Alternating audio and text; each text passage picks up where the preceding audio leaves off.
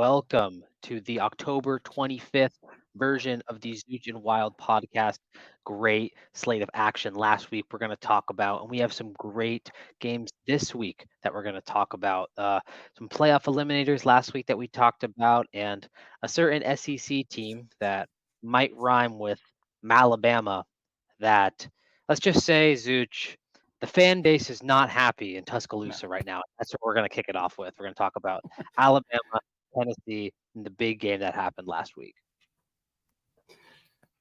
Well, it was honest to God, it kind of reminded me of the Ole Miss LSU game. Like Alabama had opportunities all in that first half to put it away, and they They just did. could not do it. I mean, trying to think about certain drives. In the first quarter for sure, or first half for sure, Milroe had the interception in the end zone.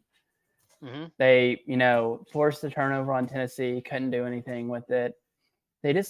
I don't think they look like necessarily bad. I mean, I guess we'll see with Vandy, but like Tennessee is a top 10 team, so it's not a bad loss by any stretch of the imagination. But it's not a bad loss on paper, but if you watch the game, like this is a box score game. I look at the box score, I'm like, Jalen Milroe, I mean, he had 2 interceptions. Cannot happen on the road against a ranked team. But like you said, it doesn't look, oh, I mean, hey, you lost by a touchdown to a rival on the road. Yeah, that happens. But if you take into account everything else, storylines, the Vandy loss, the fact that this game they shut down Tennessee in the first half. It was 7-0, and at least when I was watching it, I don't know about you, but I just thought it was going to be another like man hyper offense. Like they figured it out. Like this is going to be like the Georgia Alabama game where Bama starts to run away, and it was the complete opposite in the second half. Sampson, the running back for Tennessee, had a solid ass second half and kind of willed that Tennessee offense. At least I thought that was a difference maker. Was Sampson's performance in the second half, and Alabama, just like you said, not looking bad, but not looking like a top 10 team. That just felt weird to say. Alabama does not look like a top 10 team. I don't know. Like the first year I really remember watching college football is about 2002, and basically since then, in games like this, Tennessee has always lost. And here recently, like granted, Florida's not very good, probably Alabama's decent, but I think it does say something that Josh Heupel has gotten Tennessee to where they win these games that kind of aren't going their way. Like, I mean, that Florida game really wasn't going their way for the majority of it. This game wasn't going their way. I do think if that keeps happening, though, you run the risk of someone is blowing you out because you keep doing that, and eventually a team's gonna, like, they're a perfect example. Like, and they played South Carolina a couple years ago with a chance to make the playoff. They were 10-1 or whatever it was. Like that weren't going to win the SEC start. East. Yeah, and they allowed out of nowhere like 63 points to Spencer Rattler in South Carolina. So Tennessee does have to watch that, but I mean they're looking pretty good if you really think about it. Solid. Like they still have they still have Georgia on their schedule. Everyone, and that's what we were saying last week when I talked about panic from teams. Now everyone in the conference has a loss. Also, I was spot on. I have to brag about myself. Spot on Georgia winning by 10 plus points. We'll get to them. We will get to them. But I want to talk about more the Alabama side. We've given Tennessee their props. They really turned it on. That defense looked solid. But Alabama, I'm going to pose a question. First, I'm going to pose a comment. They no longer control their own destiny, at least for the college football playoff or the SEC championship. They don't have. So they don't have the. Out of the 2 lost SEC teams, let's say who are they? Off the top of my head, you have Bama, Ole Miss, A&M has one, Georgia has one, Texas has one. So every team has a loss. Alabama right now in the standings is 1, 2, 3, 4, 5, 6, 7, 8th behind Vandy because they don't have the head-to-head. Okay, so so realistically, I'm going to pull up the standings too, just so I don't sound like an idiot. So out of the 2 lost teams, if you look at them, wow, South Carolina's 3. I didn't realize that. Like Florida and Arkansas, you can throw out. I think they're not making the playoff. They already You have throwing out 3 losses. our friend Sam Titman. I am unfortunately throwing them out. If they had beaten Oklahoma State, which is looking like a very bad loss now, Yeah, things that might be looks a little really different. bad. Also, Zooch, But the not a different, game that we're going to touch on, but I want to quickly jump in, talk about Oklahoma State. You almost had a perfect weekend. You almost called the random Ollie Gordon 200-yard game for the win. Ollie Gordon did break out this game, but they lost. Very close to they going 2 did. for 2 on your big predictions. It was. I was watching bits and pieces of that game in between some playoff baseball. I mean, BYU just keeps winning. It's not great for my not wanting BYU to win.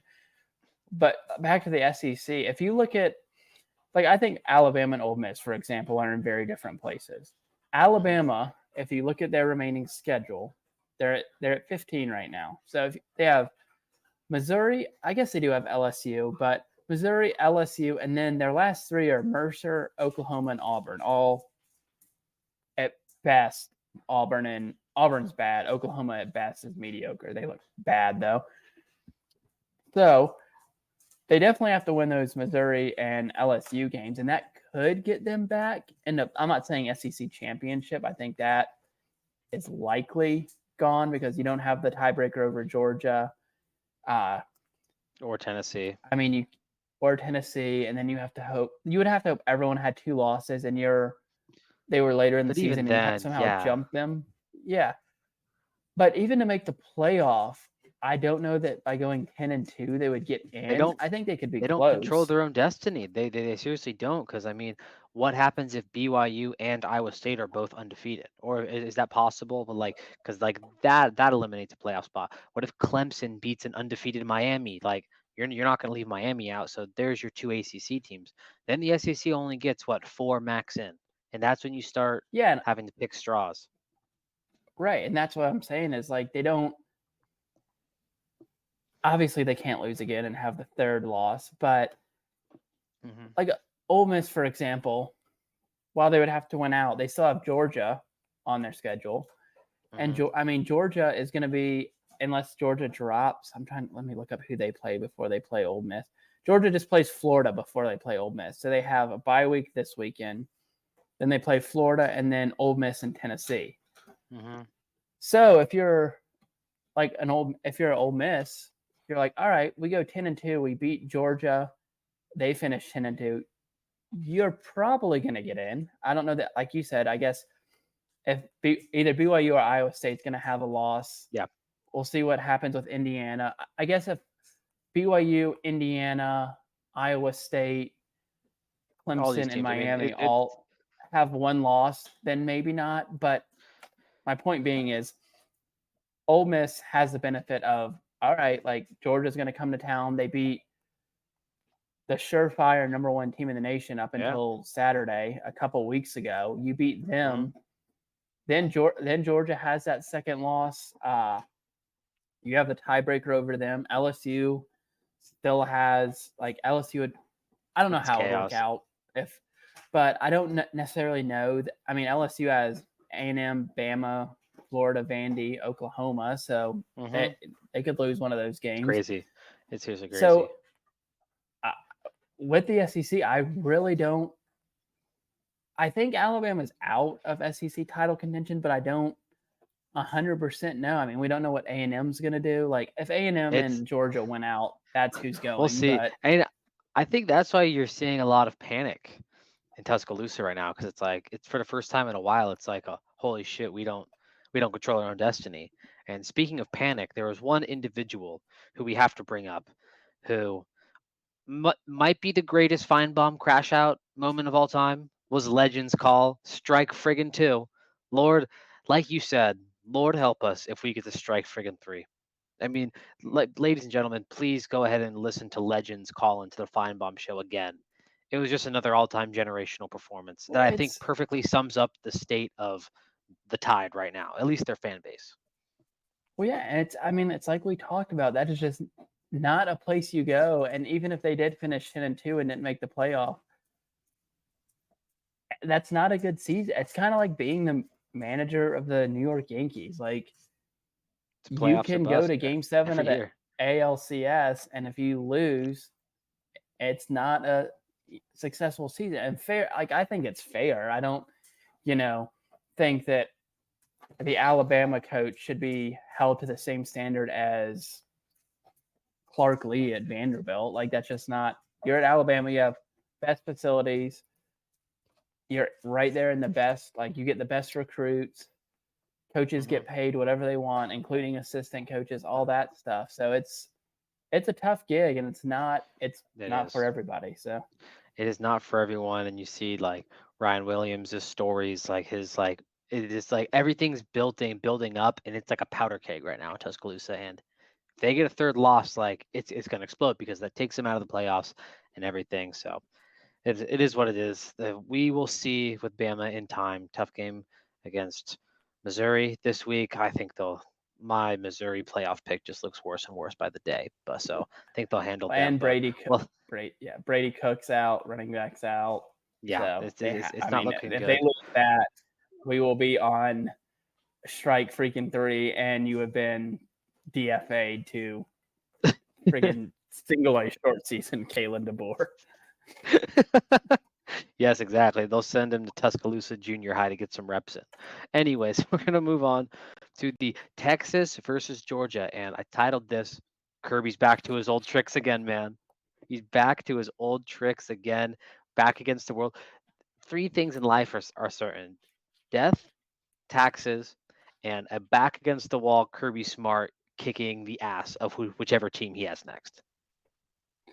I mean, it was just so obvious, I think, to both of us that it was, I don't know, it was weird to me. Like, you had so many people just everyone was high on Texas. This is quintessential like Kirby Smart game, like come in there and just like kill you. That's what it was. Right. And it was kind of like we said on here. I keep tooting our own horn, but it's true. We said on here, well, has Texas really played anyone? Michigan doesn't look that good. I mean, UL Monroe is 5-1, but they beat them. Like UL Monroe is not very good, I don't think. Texas San Antonio, Oklahoma looks bad. Mississippi State is probably the worst team in the SEC. Colorado State is bad. So we said it on here, like, all right, Texas hasn't really played anybody, and now you're going in and playing, despite everyone picking Texas for the most part, a very good team, who still has all these good players. Whose one loss was they've had one bad it's half. Like I don't know. Football. They had one bad half. I guess people like Alabama in the sloppy Kentucky game, but guys, I mean, you can use this is why we're taught history in schools. You can use the past to learn about the future. This is Georgia. Like they've played these slump games before, and they show up for these big games against teams not named Alabama. Right, and like let's not mistake this. Like Carson Beck didn't play great by any. He played bad, really, and I'm looking at the defense box score right now, and that defense showed up.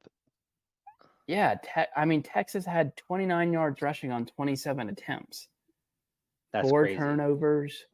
Like, also, yeah, I mean, they had they literally Georgia's offense, kinda, but they broke Texas. They probably Sark a little bit of a panic move throwing in Manning. I thought you should not have. I thought he should not have thrown in Manning at that moment. Yeah, that made no if sense. you were to throw in Manning, I would have done it at the beginning of the second half. To throw him in there before even halftime, total panic call. And now it's like, well, you benched Ewers and then you brought him back, but then you also threw in Manning who played like shit. So like you really just kind of like lowered both quarterbacks' confidence in like one decision.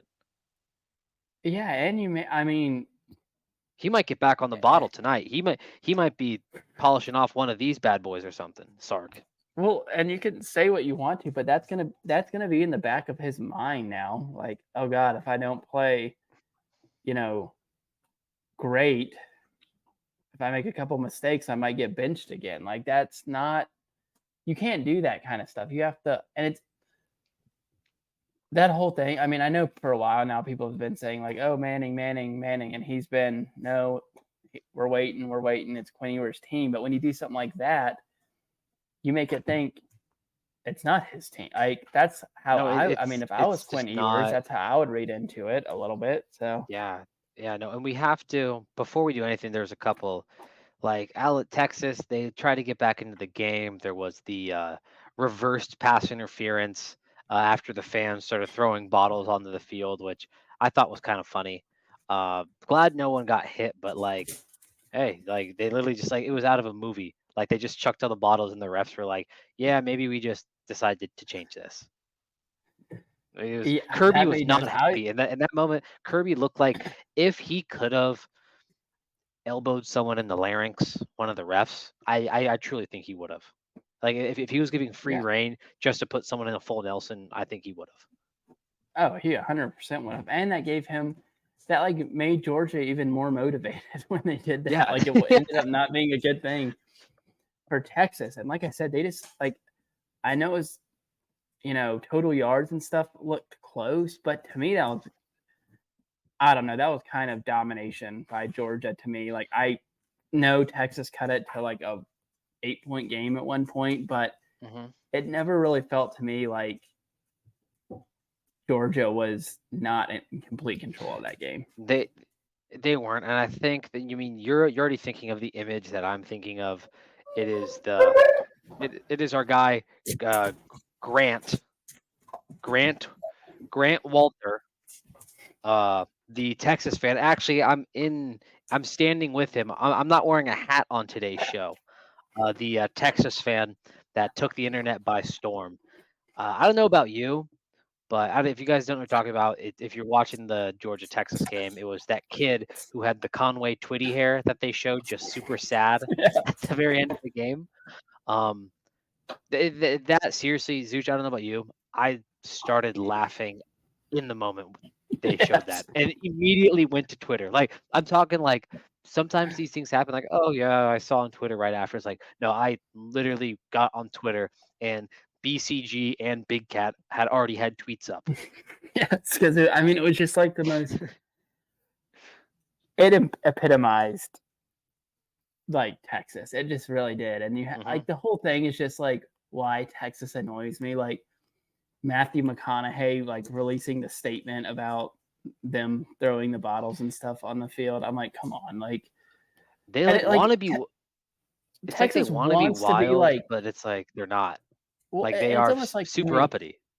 yeah, exactly. Like Texas wants to be the like, oh, we're Texas. Like all we care about is you know the people from here, blah blah blah. And then every time they're like in a big game, they have like this weekend they had Joe Rogan, Matthew McConaughey. Like they're they're Southern-ish USC, in my opinion. Is who Whoa, Texas. They're a little bit better at whoa. football, but Well, Sark's already, like I said, keep that guy away from the waterfront hotel in Long Beach. So we got to keep him away from Sixth Street in Austin, Sark. yeah, But shout out our guy Grant. I think the hair guy Grant, Texas fan, has been playing into it well. Hoping that Texas throws him a bone, maybe gives him something, because that seriously is probably the best still image of the year. I still think in our videos of the year segment we'll have at the Settle Down Awards, which I think is coming up in November or yeah, December. getting There is a close. video that will be shown. I'm not going to show it right now, but there is a video of an LSU fan at a bar. Uh, the cheese. That's all I will say. You will have to tune into our award show to figure that out. But yeah, crazy game. Anything else that happened like this weekend? USC blew another one. That was super funny. Um, what else? A bad Uh, playoff pick, USC. yeah, really bad. Iowa State almost blew it. And they had to come back. Rocco Becht. I was watching that game at a bar, And do you know how many people were just saying like Rocco Becht, like that sounds like the name of like someone who like a good enough college quarterback who will win the Cotton Bowl and get invited to like a 90-man roster for the Seahawks and just have like the worst preseason performance of all time. That or like when you're filling out your March Madness bracket and you're like, oh, Tulane State is in here, and then you like click on them, and you're like, oh, this guy Rocco averages 38 points a game, so maybe Yeah. I'll pick them in the 13-4 matchup. It's like he averages 38 points a game, and it's like, what the heck? Sean Livingston is like coaching at this small college, like right now. It'll be like Exactly. some obscure NBA role player. It's like, how is like, oh, I guess he's starting his coaching career. Like, this is awesome. They're 32-4 and have won like 19 straight games or something ridiculous. Oh That's yeah, exactly. they like ran through the Patriot League or something, but uh, yeah, no, we'll get into some college basketball in the offseason. You guys know that, but right now, mine is fully locked into football. Zooch, before we move on, again, we're want to remind the listeners, please go check out the Settle Down store. Use code Z and W15. That's Z and sign W15 for all 15% off all Settle Down merch in the Settle Down store. And links in our bio on Instagram. Also, link in our YouTube. If you're listening to this on YouTube right now, code is just down below, right there. Please use it to get 15% off some cool T-shirts. I have a cool T-shirt. Who doesn't like 15% off T-shirts?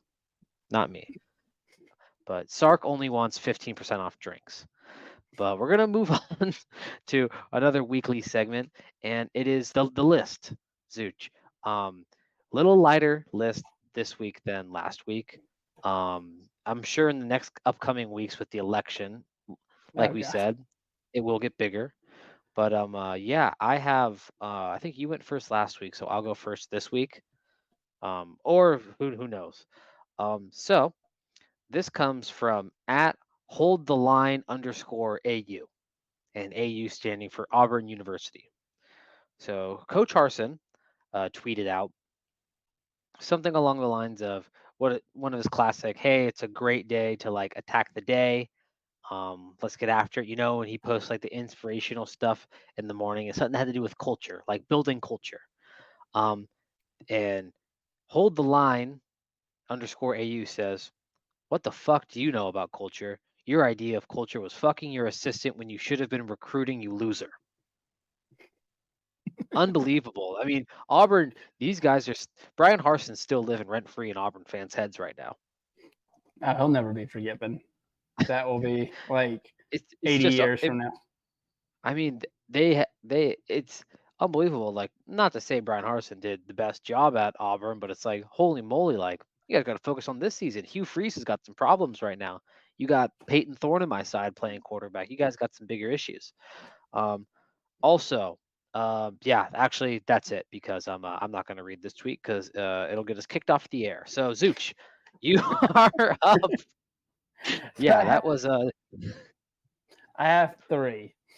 First one is Him Riggins. Yep, him Riggins, great account. He said he tweeted a picture of Arch Manning and Quinn Ewers and just said, and they both just looked like shocked at Georgia being up 3 scores. And it just says, Mhm. "Me and my boy nonverbal watching Red Zone after 36 beers on Saturday." Yes, saw that all-time Great tweet. tweet. We also had this guy is illegal shift and then 2 and 4 in his bio, and his picture is he's like a wrestling fan, I'm assuming, because Roman Reigns is his profile picture. Always a great sign that something unhinged is about to happen if you have wrestling profile pic. Yeah. He tweeted Dylan Raiola when it's time to stop cosplaying and beat a ranked team, and it is a man that's laying on the sidewalk having milk poured down his throat. Yes, and for with those a who have not seen World War Champs t-shirt on. So, for those who have not seen the video, the guy who's getting fed milk is obviously on some sort of substance, an illegal substance. Tweaking, I think, is what the kids are calling it. So, another great tweet. Saw that one. Just phenomenal. Hilarious.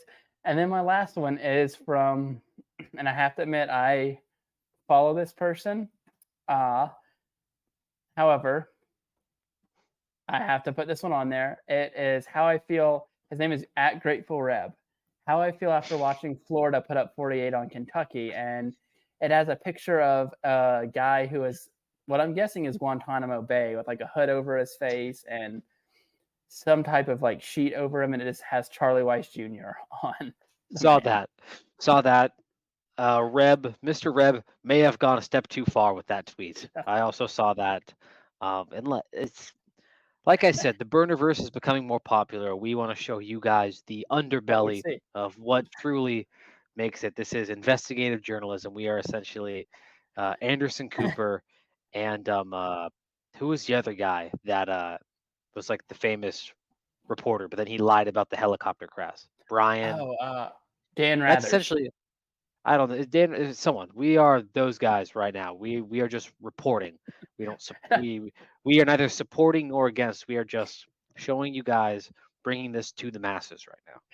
And I do have one more from Dyson Daniels Floater, who is verified. I'm guessing an LSU fan here, and he said, "Black QB's one thing, but you Hawaiian and Samoan, not going to say the next word, belong in the WWE." Obviously, that is saw that top of the list. That is the list. He is on the top of the list. That and is someone. What made it worse is like the replies. Like we have a Tua got all the concussions to meet the WWE criteria to make him an Oh Uso. my god. I mean these. Like I said, when you bring wrestling into that, you just introduce a whole nother fandom of just complete and utter chaos and delusion and unhingedness. But I saw that a couple of great list additions, and I'm telling you guys, election week there is going to be some problems. Yeah, and it's a lot of it is going to be because, and we all know it's going to come. They're going to do like.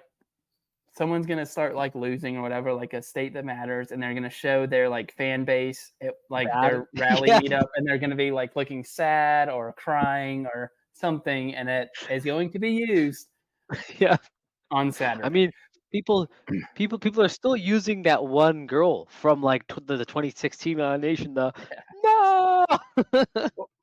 In worst case scenario, and I was thinking about this today, is should the election not be called on Tuesday night and spreads into Saturday? Because I was curious about this. No. So that Saturday, which is why things could get dicey on the burnerverse, we have Georgia Ole Miss, we have Mississippi State Tennessee, Alabama LSU. I mean, it could. We could have some problems. This is not good.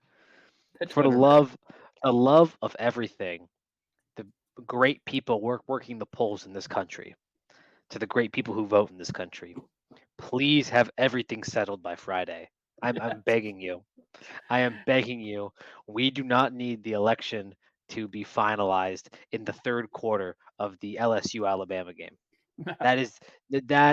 Oh no. I don't want to even think about that because I trust the poll workers. You guys just please get it done Friday. Get it done. Hit it hard. We have a couple of Red Bulls, like do caffeine pills, whatever you need to do, and get the votes counted because we cannot have guys like Stingray Steve getting updates while he's watching. We cannot have guys like Bunky Perkins getting this updates, live updates. It will not be good. That's funny. Well, let's move on to this upcoming games today and tomorrow. Touch up on what we think are some of the biggest ones quickly, as well just quickly rapid fire on a couple other ones. But the big one this week is for top of the SEC, LSU, Texas A&M. This is a funny one because it's like I didn't think these teams would be atop of the SEC at the beginning of the year. I mean, I thought they were going to be fine, but I didn't think they were going to be this good. And is it fair to say that I'm still unsure of what Texas A&M is? I think that's completely fair. I mean, they lost the Notre Dame game. I mean, I'm still a little bit unsure of Notre Dame. Like Notre Dame too. Like I don't. They got Navy this week. Kind of a test. That's kind of a test. I mean, LSU killed Missouri, but other than that, McNeese, Florida, Bowling Green, Arkansas, and Mississippi State. I mean, we'll know a lot more about A&M. They have LSU and South Carolina in the next couple weeks, so they win both of those, and they are. Ooh, I They are mean, looking good. they just have New Mexico State, Auburn, Texas. They're probably a playoff lock if they win these next two games. I would think, I because think even a so. loss to Texas probably doesn't eliminate them. So No, no way. Especially if Notre Dame keeps winning, that doesn't look like a bad loss on their schedule. Unfortunately for them, I think LSU is going to win this game. I think Nussmeier is exactly the quarterback this LSU team needs. I think he is better than expected, in my opinion. I know people down in Baton Rouge would tell me, "Oh, you weren't buying into the Nussmeier hype." No, I wasn't buying into a quarterback who hadn't played a snap in college football or like a meaningful snap in college football. I don't believe that. But LSU, they look solid. They I think have finally kind of taken. Okay, you know what this LSU? I finally put my finger on it. You know what this LSU team reminds me of? who's that? Brian Kelly's Notre Dame teams, where you're like, yeah, I guess they're pretty good, but like, would you take LSU to like beat Georgia right now? It's like no, but it's like LSU's ranked 7 or 8 in the country. Oh yeah, that's a fair. Yeah, they're totally like deserving of that. That's how I Yeah, feel. I mean, Like they're like a Brian Kelly Notre Dame team. well, and he's in a weird scenario with this game because they are starting to get that type of hype. Excuse me again. So if they were to lose this game, I mean, he's been okay there. Like I think he's gone 9-3 or 10-3 every year. So you have that second loss, and you're kind of, I don't know. Like I feel like they almost need to make the playoff now for his sake, because if they You go like 9-3 again, like you haven't it's really improved all that much since you've no. been there. Like you haven't been. I'm not saying you've been bad or anything like that, but just want to make sure I'm not wrong on this. So yeah, 10-4, 10-3. And they've won this Citrus and the ReliaQuest Bowl. And they feel like, yeah, like you said, they finished 15-12 the Yeah, past it's couple of like years. So that's not good enough at LSU. So you lose it's this not good one. enough. I don't know where you drop. Like probably, what are they right now exactly? Are they 8? I think that's what I I think just so. saw. Yeah, you probably drop to like 15-ish. I would think, because That A&M's 14. So that can't happen again. LSU fans no. will not allow that to happen again. But I got LSU in this game. I don't know what you got, Zooch, but I trust Nussmeier over whatever quarterback A&M throws out there, whether it's their backing up or Wegman. Yeah, I mean it's kind of a toss up. Jesus Christ, tickets are $232 that game, but it's a 2.5 point spread. I think I'm going to lean. Uh, honest to God, I think that LSU might win this one and lose to Alabama. Oh, because you think the hype train will be on and then it'll just No, I just like putter. I don't like necessarily believe in Alabama, but I think that just none of these teams have like really stood out to me as like, oh, they're gonna like run away with. I think they're all kind of at least that top. I don't. Let me look to make sure I'm not wrong on this. Need to just leave these tabs open. Uh I don't like. Do you see a huge difference personally between like A&M, LSU, Georgia, Tennessee, Texas? Like any, I mean, you could even if you want to Georgia, throw. I think Georgia's a step above all those teams. You think okay, that's fair. So Like a then, single step, like a singular step above those so teams. you'd put Georgia, and then how closely would you put? Uh well, I'll just do the ranked ones. This is all the ranked SEC teams, not that aren't Georgia. A&M, LSU, Tennessee, Missouri, Texas, Vandy, Alabama, Ole Miss. I would put All all those one, teams at like least one. relatively close to each other. Like I wouldn't. I think Yeah, that's maybe not fair. as much Vandy. Like I still am a little unsure about them, but the rest of them, I'll be like, oh, they could beat anyone of No, those I teams I agree. mentioned or lose to any one of them. Especially So on a neutral field or if they get home field advantage against those teams. I completely agree. Speaking of Vandy, let's move on to the Texas Vandy game. I will say you don't trust if Vandy's legit or not. If Vandy wins this game, it's going to be like, oh my God, is Vandy going to the playoff? yeah, And that's a big if. I will say that's a big if because what good teams will do, what the good teams do, the Saban Alabamas, the prime Dabo Clemson, the Kirby Smart Georgias we just saw versus Texas. What the great teams do is when they lose, they take their anger out on the next team they play. This is going to show a lot about what Texas is. And if Texas comes out and drops a 60 burger on these guys, it will be people will be all back on the Texas hype yeah, train, and it'll be like that Georgia loss never happened.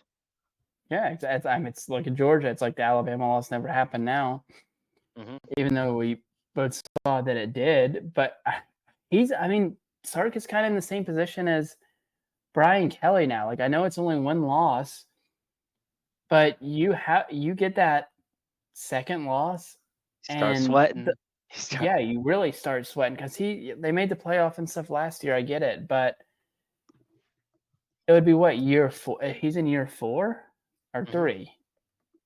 I think Yeah, I mean four. it's like people with this NIL and how much these coaches get paid and the expectation that you can rebuild your roster every single year.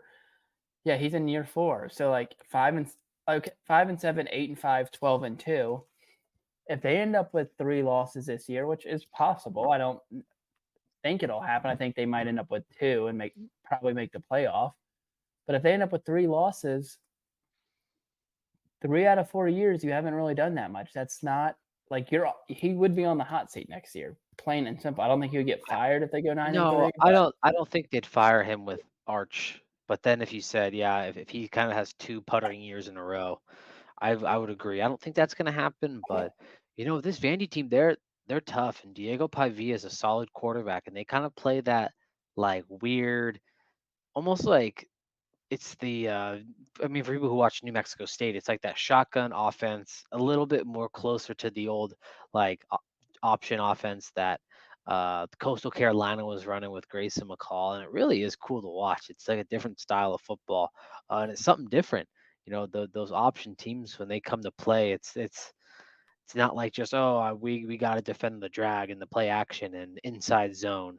It's like yeah, you're seeing something completely different, and I think it's why the service academies have done so well this year is because you're seeing a lot of teams who just don't know how to handle it.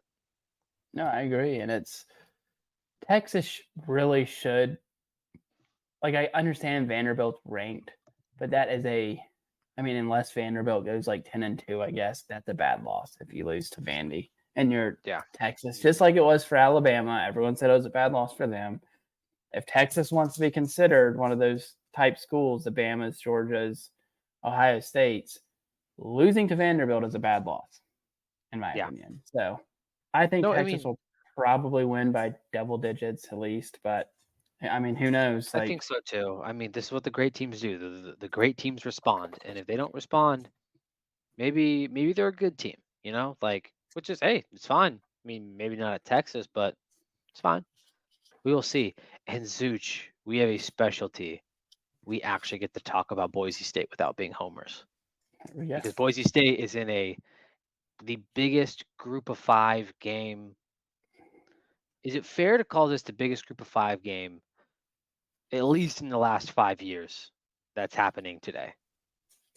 off the top of my head, yes, because specifically for Boise State, I don't know that UNLV would get high enough to get a top Above an 4 eighth. seed, but I mean, Boise State's realistically playing like if they went out, they have a very good shot of.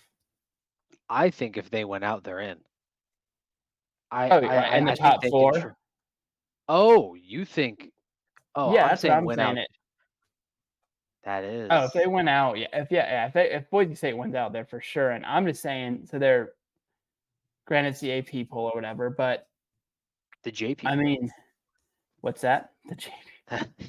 Uh Yeah, I mean, if Boise State went out, they have a realistic shot based mostly on the Big 12 of, I don't know, like, I guess we'll see what happens with I guess Kansas State could shoot up there too, but other than BYU, Iowa State, and Kansas State, who none of them look, I mean, Kansas State's But lost. Colorado's got 2 lots. Like, this is what I mean. The Yeah. Big 12 looks weird.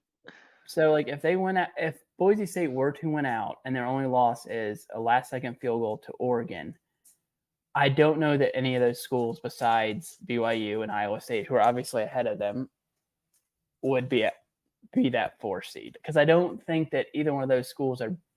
If it was LSU or Michigan or Miami, whoever it would be, I would be like, yeah, they'll get the 4 seed. They're Miami, like they'll give it to them. But BYU's like big in certain ways, but I think Boise State is a bigger brand than Iowa State, and I think especially with Genty and the hype train behind that too. that too. So it would be like, oh, they're a 4 seed. We'll get to see, who would four plays at 8-9, right? Yeah. So like they'd be like, oh, the 8 seed is Texas. Like we'll get to see the Heisman Trophy winner versus Texas. Like it's a more juicy matchup than Iowa State, Texas. I don't think anyone would be like, oh yeah, like I really got to watch this. By the Big way, 12 game. I want to be on record saying if Boise State plays Texas, I'm gonna be shitting my britches. I just get nervous. But I would hope Conway Twitty Jr. was there to. Oh yeah, Conway Twitty. Yeah, Grant or whatever his name is. I want to meet that kid so bad. But it's this game's interesting because UNLV. I mean, Hodge Wright Williams? I want to make sure I get his name right. Hodge Malik Williams. He looks pretty solid. He took over for Sluka, and UNLV has like secretly, they had that just weird loss versus Syracuse that they were in it, and this is a team that could be ranked, and a team that has done enough on paper that if they beat Boise State, they're going to be ranked. This is people aren't giving, I think, UNLV as much credit as they should just because they don't have a little number in front of their name. Right. Well, and then a secondary storyline to this kind of, I mean, not necessarily that I think it would happen, but I was kind of looking through the Mountain West standings, and it's not a foregone conclusion. I think a lot of people think it's a foregone conclusion that these two will play again in the Mountain West championship game. No, which it would be big. Like the winner is, I would say, like a 95% chance they host the game. Like that's probably gonna happen, even if, like UNLV, like if Boise State wins and UNLV loses to someone else, UNLV holds a tiebreaker, so they would host the game. But I mean, like Colorado State is undefeated in the conference, and I don't think they're great. But you know who else isn't great? New Mexico, Nevada, Wyoming, Fresno State, and Utah State. So it's like you don't really want to, like, I think they could lose any of those games, but I'm not, like, Colorado State's losses are just, their only losses are Colorado, Texas, and Oregon State. And Oregon State had a bad loss last week, but they're not like. No, it's interesting. There's a lot of like stress for like these teams. I mean, for Boise State, it is like you cannot come out flat coming off the bye. That's what I would say. This is the best because UNLV is going to get up for this game. This is the biggest game, at least in my lifetime, for UNLV football in the UNLV football program. Oh yeah, and it's a launching point. I mean, if they win this one, you're looking like you're that now we're in the playoffs. Favorite of like, and then you could be in the playoff. So. Yeah, like then if Army and Navy lose to Notre Dame, then you got UNLV going, hey, what about us? It's like it's crazy. I don't see. I'm trying to word this. Boise State fans should be nervous, not because they're not like the top. Not that they shouldn't be favored, but like this game This is a game that would not worry anyone if the playoffs weren't on the line. That's the crazy part why I love the 12 team. But I think the key for Boise State in this game is your secondary just has to. I mean, it's like rinse and repeat with Boise State. Is can the secondary just do enough? Can they That just and do enough? Maddox Madsen, and it happened last year too, and it's happened a lot this year. Eventually, one of these games where he throws 2 or 3 passes to the other team, they're going to get intercepted. Like it hadn't really bitten Boise State too much yet, but UNLV kind of capitalizes on that kind of stuff. Like they, Their aren't going to offense go. is Their offense is they the run most the what legit. like the it's like the run and shoot or it's like Yeah, he some calls it the form of the go-go run. offense. Yeah, it's like it's like the go-go offense. No, you're right. Like Maddox, look, he's played pretty well, but he does kind of throw those balls at least once a game that hits someone right in the face mask. It's like, oh my god. Right, and Boise State, and they have gotten pressure at times, but we've also seen a couple times this year, mainly that Georgia State game or Georgia Southern, sorry, a couple times with Oregon, and even a couple times with Hawaii. Like this quarterback can run, so if they're not setting their edges at all, then it's going to be like they don't not only have to set their edges, but need to get pressure on the quarterback because we all know that the Boise State secondary has struggled this year, and UNLV has a pretty good little receiver down there playing football. So No, Ricky it'll be White is interesting. probably licking his chops right now, I would He think. is. And flipping it over, if I know we just seem like we shot on Boise State, but we're flipping it over to UNLV. Their defense better be ready because I don't think they've seen an offensive line in a running attack like they're Oh going no. to see on Friday. And that's like we can talk about like, oh, Boise State, the defense, like nitpick. Boise State does two pretty important things elitely. They get sacks and they run the ball. Now, Yeah. some other parts of the game they don't look their stuff. That's two pretty important stuff. And I was talking with Zach Boyson about this.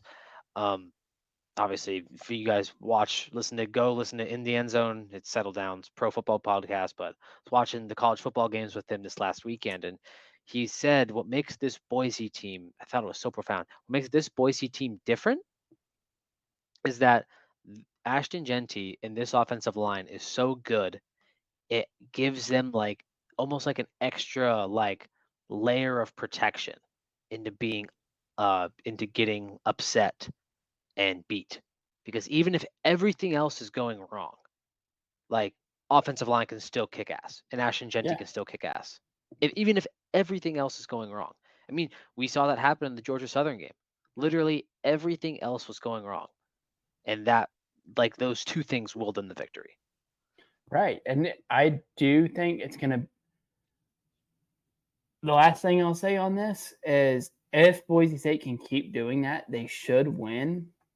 But I am interested to see because they really haven't. I mean, I know they've trailed Oregon and they trailed Georgia Southern by one score. Like they led Oregon most of that game, and then it was kind of back and forth in the fourth quarter. But I'll be interested to see how Boise State handles if UNLV goes up like 14-0, 17-7. Mm-hmm. 2 or 3 scores, but not 2 or 3. And I'm not talking like 21-0, where it's like, all right, like now we really got to score, like, and throw the ball every play. But enough to where it's like, okay, well, we can't, hand it off to Ashton Genty the whole drive. Not as much because it wouldn't work and you would score, but you wouldn't have the time and you can't rely on that. Like, we're not a team that's built on, all right, we're going to really, really rely on this defense to, like, every decent offense they've played this year, they've allowed at least 20 points. So they're not a shutdown defense. Like, I think parts of it are good. I think the defensive line is pretty good. But you're not going to win a game 17-14. So it'll be interesting to see if UNLV, like I said, goes up 21-7 or something like that, how the offensive game plan, and if, like you said, that layer of protection, you can't really use it as much in that Mm-hmm. scenario No, because it'll be interesting. games just go faster. Like they don't stop after first down until the last 2 minutes of the each half. Mm-hmm. And no, like another thing is those really, I mean, kind of coming into the season, people thought the receivers were gonna like really, really stand out, and only Cameron Camper has stood out. It's Cameron Camper and surprisingly Austin Bolt. Yeah, I like out of nowhere, like who would have thought that? Like those are really the only two. And I think Austin Bolt does a lot of things well, but like separation is maybe like I think he has like good top line speed and hands and wingspan, but it really has been now Chris Marshall has been hurt and they have used Louder, their tight end, is essentially their wide receiver too. But it'll definitely be interesting to see. I'm excited. Before we get to our meme matchup, Zooch, we need a statement for the Settle Down Bowl. A quick statement. I'm calling it the Pooh Bowl. Ole Miss versus Oklahoma. What do you have to say? this To is Sooner gonna be Nation, to Team Voisin. What is your this is statement? going to be it's a launching pad for two things. It is the launching pad for Ole Miss to finish 10-2 and make the playoff. And I don't know if you could call it the beginning of the end for Brent Venables, but I feel pretty confident in saying that with Missouri, Alabama, and LSU still on their schedule after this game, Brent Venables, and they already fired their offensive coordinator actually, but there will be more major shakeups on that Oklahoma staff and quarterback. Like, I don't know if either one of those quarterbacks is going to be back next year. And I'm willing to say that Brent Venables, if he's not let go, is on the hottest seat in the country going into next year. Because I mean, they I could love that. seriously end up with 4 more losses. They have 5 and 7. That does not look good if you're Oklahoma. That does not look good. And I'm looking. Does So I texted Cody for a similar statement, and this is what he had to say. Fucked. Disappointment awaits. That was it. That was the statement that he sent. So Sooner Nation feeling down in the dumps. And if they lose, we will keep them there. Zooch, you are going to be having to film like you did last year during the Oklahoma State Oklahoma game. So please, if you can catch Cody, I don't know if you're going to be watching the game with him, but we're going to need some vids. It'll be fun. I'm trying to get him to come over for the game. He hasn't responded to me yet. I know it's a 10 a.m. kickoff, and he is a known surfer of TikTok until about 5:30 in the morning. So we'll see. We will see. He might be able to watch the game from TikTok. Who knows? All right. So our last segment of the day, of this episode, is going to be the meme matchup of the week. We do this every week where we choose the funniest matchup. I know I went first on this last week. So Zooch, what is your meme matchup of the week? Mine is the Vandy Texas game. It's just like hilarious in so many ways. Vandy's ranked. You have the whole QB situation thing going down in Texas. It's just, if somehow Vanderbilt pulled that off, I think my college football season would be made. Boise State could lose out. Ole Miss could lose out. Yeah. No, like you said, our friend Grant would not be too happy for that, but that would be crazy. Okay, also, is it true that Vandy is putting up a net, or is that something false I saw online? I didn't even see that, but I hope it's true because that'd be hilarious. Yeah, in response to Texas fans throwing stuff, I think it's false. I don't want to spew fake information, so please everyone go fact check me on that. But that would be funny if they put in a temporary net. So my meme matchup is, and in my notes I have it as all reliable. Iowa Northwestern. That is. I think last year it was my meme matchup when they played. this year is my me matchup. And the best part about the Iowa Northwestern game is just being a complete sicko pervert and throwing on the over. I think the over set at 37.5, and you just hope and pray because there ain't no way that thing's hitting, but it's just gonna be fun. And what makes this even more disgusting, this game, is that sometimes like one of these teams are ranked. Nope, Iowa 4-3, Northwestern 3-4. This is going to be some brutal football to watch, and I can't wait. I know if you went to school there, it's one thing, but I have trouble. Like, I cannot imagine watching that game, like, of your own accord, unless you, like, had to cover it or something like that. Gross. Also, it's gross. I almost went with this. Okay, we'll do it right now. I'll write it down. Yes, will you hand me a pen? Same night as the World Series Game 1, Yankees, Dodgers. Rutgers is playing USC in the Coliseum. Yes, that's happening today. I mean, I know we are recording on Tuesday, but by the time this is being released, this is happening today. So obviously Yankees and Dodgers is going to be a sellout. Yeah. We all know that. Over under on the amount of fans at this Rutgers USC game. Rutgers USC starts at 9 p.m. I want to say 9 p.m. So it starts at 8 p.m. my time. No, though it is in USC, so it's at USC, so it will be yeah. You're right. So 8 year time. So I have an interesting perspective on this. How many people do I think are going to be at the game? Yes. So I have an interesting perspective on this because for those of you who don't know, I live in LA. I'm not from here, but this is where I live. So Dodger Stadium, if for people who want to put into consideration, distance-wise, isn't very long from where the Coliseum plays. However, you have to drive all through downtown. So that distance, with no traffic, it can be 20 minutes. That drive can take an hour, 20 minutes sometimes. People down here love their Dodgers. And it being Rutgers and it being unranked, I definitely think there are going to be less people at the USC game than the Dodger game. And the Dodger Stadium, I think, holds 50,000 people. I want to say it's one of the bigger MLB stadiums. So 50-something thousand people, Zooch. Yeah. I bet there is going to be sub 30,000 people in the Coliseum. Okay. Sub 30,000? I went way lower. I put 9,432. No way. I think that number's gonna be like 27,000. 27? Okay. LA's a lot, and you got to think there's some USC fans who aren't Dodger fans. You got to think there's gonna be people because those tickets are gonna be so effing cheap, dude. Like I already saw, like you can get like pretty good tickets for like $60.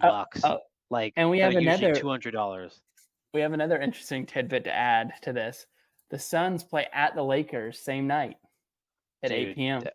I mean, okay, so that is going to be literally like those stadiums are, if you look at it on the map, almost like in a line.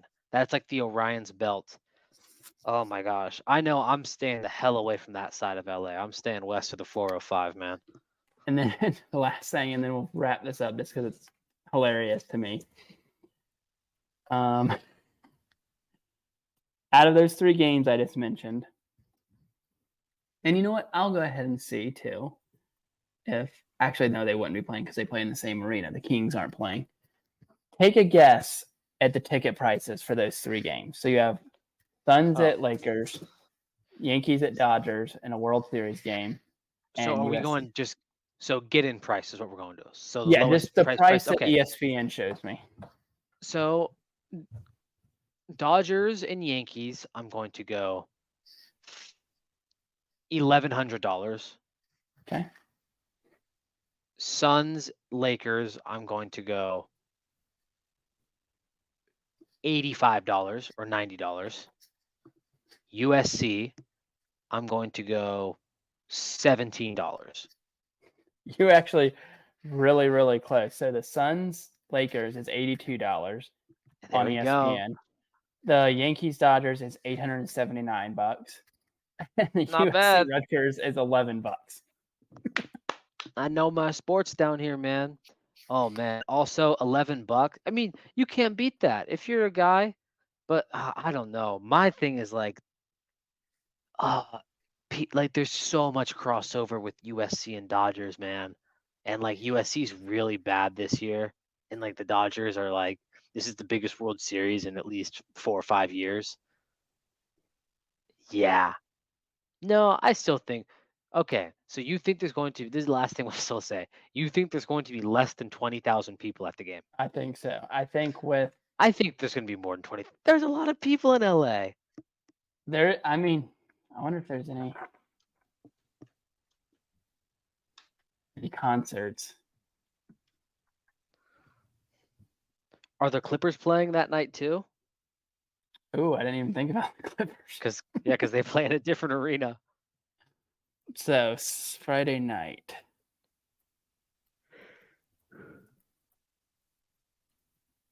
The Clippers do not look like they play now. So you can eliminate them. I'm trying to see on Ticketmaster if there's any good concerts that I would think there's probably a million good concerts on October 25th for. Yeah, it's also Halloween weekend. That is true. Fall Out Boy's coming. War. This weekend? Yeah. Wale will be there. Where? Fall Out Boy. At the Garden Amphitheater. I guess it's Garden Grove, California. The Garden Amphitheater? So yeah, it will. Yeah, I'll raise it. I'll go less than. No, I'll keep it. I'll say 15,000.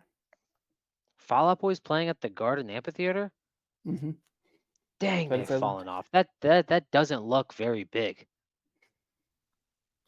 That looks way smaller than I would have thought. That is like 5,000 people. That's Not brutal. Great. Fall Out Boy. And G-Eazy is there. Oh, you couldn't pay me to watch that guy. And he's from the Bay Area. Fun fact about G-Eazy, he got booed more than the mayor of Oakland on the Warriors 2017-18 parade. Crazy. When you get booed more than a politician, things are bad. And I'll end it on that. Especially in your hometown too. But thank you everyone for listening. As always, please make sure to like and subscribe. It means a lot. Make sure show your friends. Tell them to like and subscribe. And thank you, whether you're listening to the podcast, whether you're watching on the clips, whether you're doing everything and all of the above. You are all great, and the reason why we do it. So without that being said, Zooch, anything else for us? Nothing else. Enjoy the weekend. Have fun with your friends because everyone's about to go stir crazy starting next week because we are a week out from an election and the vibes are already starting to change. You can just tell that people aren't as nice in traffic. Like, nope, the vibes are changing. People are starting to get tight. So just make sure to enjoy and stay loose, baby. Stay loose. And we will see you all next week. Thank you for listening.